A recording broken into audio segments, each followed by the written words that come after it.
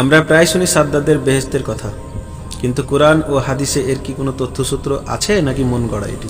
আমাদের সমাজে সাদ্দাদের বেহেশত নামে বিভিন্ন ধরনের গল্প কাহিনী প্রচলিত আছে। কেউ গল্পটি এভাবে বলে থাকেন, বিশাল রাজত্ব ও ধন সম্পদের মালিক ছিল সাদ্দাদ। তার কওমের নবী তাকে দাওয়াত দিলে সে বলে, ইমানের বদলে আমি কি পাব? সেই নবী বলেন, জান্নাত পাওয়া যাবে। তখন সে ইমান না এনে নিজেই তার জান্নাত বানানো শুরু করে।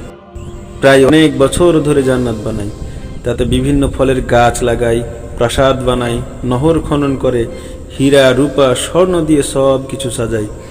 এরপর সে যখন সৈন্য সামন্ত নিয়ে তার বানানো বেহেশতের দিকে রওনা হয়, তখন বেহেশতে ঢুকার আগে আল্লাহ তাকে ও তার সৈন্য সামন্ত ধ্বংস করে দেন। কেউ বলে তার বানানো জান্নাত দেখতে যাওয়ার আগেই পথে একটি হরিণ বা কালো মানুষ দেখতে পায়। হরিণটি শিকার করতে বা কালো মানুষটিকে সরাতে গিয়ে সে একটু দূরে চলে যায়। পরে দেখা যায় সে জিনিসটাই মালাকুল মউত ছিল এবং তার রূহ কবজ করে ফেলে। রূহ কবজ করার আগে নাকি মালাকুল মউতের কাছে অনেক অনুরোধ করে সাদ্দাদ, যাতে নিজের বানানো জান্নাতটা এক নজর দেখতে পায়। মালাকুল মউত রাজি না হওয়ায় সে তার বানানো জান্নাত নিজেও দেখতে পায়নি।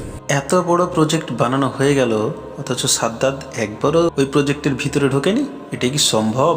আসল বিষয় হচ্ছে, এই গল্প কাহিনীর কোনো প্রমাণ নেই, সঠিক বা কোরআন হাদিস ভিত্তিক কোনো তথ্য স্পষ্টভাবে নেই। আসলে সাদ্দাদ কে ছিল এ নিয়েও বড় সংশয় আছে।